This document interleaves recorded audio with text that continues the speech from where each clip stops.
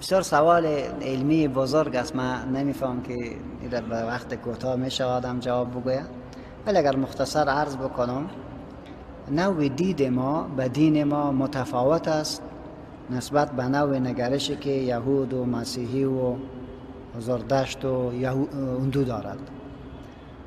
ما میگیم اسلام قانون ماست، اسلام منهج حیات ماست، اسلام برنامه زندگی ماست. اینی برنامه زندگی ما در دو بخش تعبیر می شود. وقتی که برنامه شد، قانون شد، بعد سوال مطرح می شود که قانون برای چی؟ پس جواب میتیم که قانون برای تنظیم حیات که مشکل را آسان و ارزان حل بکند و حقوق مردم را به شکل زیبا برش بدهد و برش تسلیم بکند. پس وقتی که اسلام قانون شد، این قانون دو بخش دارد. یک بخش ثوابتش است و یک بخشش متغیراتش است. رسول ما صلی الله علیه و سلم صحابه می آمدن پرسان میکردن ایره چطور بکنم، میره چطور بکنم. قرآن نازل شد ولا تسألوا عن یا ایها الذین آمنوا لا تسألوا عن اشیاء ان تبد لكم تسؤكم. ای مسلمان هزار چیز پرسان نکنید که براتون جواب داده میشه باز در مضیقه مفتین. وقتی قرآن نازل میشد این پرسان ها را نکنید. اصحاب رسول ما صلی الله علیه و سلم میفهمن که بدترین مسلمان ها در مسلمان ها کسی است که با واسطه سوال از او یک شیء که آزاد است و بند نیست، با واسطه سوال از او سر مسلمان ها بند شود. پس صحابه میگفتن که ما میگم منتظر میشوشتیم که تو باش کی از بادیانشین بیاید و او از رسول الله صلی الله علیه و سلم پرسان بکنه تا ما یک چیز را خوش شویم، زیرا ما حق زیاد سوال کردن نداشتیم، ما نبودیم از این. چرا دین ایتو میگوید که سوال نکنیم؟ به خاطر اینکه ثوابت بیشتر می شود. ثوابت که بیشتر شد مضیقه بیشتر می شود. یک بخش دیگری داریم در فقه اسلامی به نام متغیرات که این مطابق به زمان و احوال مردم تغییر می خورد.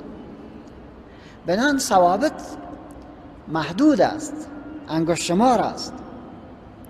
نماز یک نماز است، هیچ کس در اختلاف ندارد. در شرق و غرب بروی، زکات یک زکات است، رمضان یک رمضان است، حج یک حج است.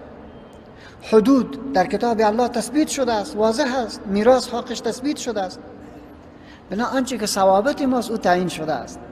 ولی وقتی که به جزئیات داخل میشیم اون متغیرات است. متغیرات علما چی میگن؟ میگه هر فتوا مقید است به زمان و مکانش. از زمان که بیرون برآمدی، از مکان بیرون برآمدی، دیگه حالت تغییر میخورد. پس باید مفتی به مطابق حال مردم که این قانون باید آسان باشه، ارزان باشه، مشکل از اون حل کنه، تعبیر باید بدهد. هر قانون و هر جزئیه فقهی که ما میبینیم این کلش به خاطر از اینه که رونق زندگی چطور خوب تنظیم شود. پس به اساس از این خطه اسلامی بسیار بزرگ بود. علمایی که در عراق بودن یک تعبیر از مجتمع خود داشتن و برای مردم خود تعبیر میدادن. علمایی که در مصر بودن در اوجا تعبیر میدادن. علمایی که در جزیره العرب بودن اوجا تعبیر میدادن.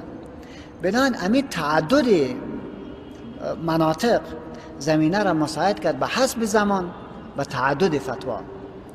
این تعدد فتوا در حقیقت گفتم عقدوی خو نبود، چون اسلام قانون بود، مشکل باید حل میکرد، نه که مشکل برای میافزایید. پس مذاهب از این خاطر تعدد را میپذیرد و نوع نگرش مجتهد به نص متفاوت است. به طور مثال یک آدم است، یک آیه را وقتی که مورد مطالعهش قرار میداد باز میگه که خاص است، به اساس چون خاص است تعبیر خاص خود را میگیرد.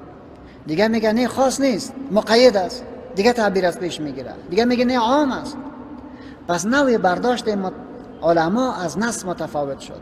هم زمان سرش تأثیر میگذارد و هم نوع دید. به بعضی محدثین یک حدیث می آید، یک عالم میگه حدیث صحیح است، به دیدگاه یک عالم دیگری میگن این صحیح نیست. پس وقتی که میگه صحیح نیست از او کنار می رود، دلیل را جای دیگری جستجو می کند. بنابراین طبیعتا اختلاف می آید. این اختلاف مرجع تطبیق کنندهش یکی است، مرجع تطبیق کنندهش یکی است که باز اختلاف را از بین میبرد. یعنی مرجع تطبیق کنندهش حکومت اسلامی است. آرا می آید، نظریات می آید، 4 5 6 7 نظر می آید، ولی حکومت خود به یکیش قبول می کند. این دیگه نظریات در کتاب می مانند. مثل که ما میخوایم یک خانه بسازیم، یک انجینر یک نقشه را میته، دیگه انجینر دیگه نقشه میته، دیگه انجینر دیگه نقشه میته. و کل خود تطبیق نمیشه. یک تا انجینر یک نقشه را باید تطبیق بکنم. وقتی که نقشه را تطبیق میکنه میشه در اون نقشه کاستی ها باشد.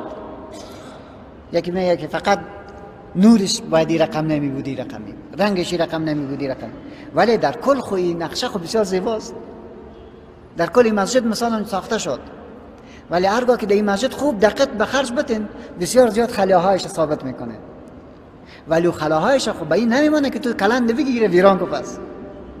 پس نظریات مجتهدین و علما به خاطر حل یک قضیه در حقیقت نقشه ای است که مشکل آسان و ارزان و مطابق به زمان حل میکند. تطبیق کنندهش کیست؟ حکومت است. هرگاه حکومت تطبیق بکنه اختلاف دیگه جای نمیماند. مشکل امروزنگی ما است که ما حکومت‌های اسلامی نداریم. بنان مرجع و فتوا هر میراب شده است. هر کس که در میراب شد فتوا داده است و گپ میزند، مردم گیج میشه که از کی قبول بکنم. جایی که مرجع بوده باشه، جایی که مردم آسان برود در اوجا مشکل خود حل بکنه، او را بر تاپه بکنه، بر بده، ما همچی جای نداریم. بنان اختلافاتی که در بین ما و احمد پیدا می شود این را ما حل میکنم و با غال مغال شما حل میکنم. بنان جایی که در اوجا برویم و در اوجا علما بوده باشه، میزی بوده باشه، تحلیل بوده باشه، متاسفانه که چون این جای را ما نداریم. و باز هم چرا نداریم؟ که یک حکومت مسئول نداریم.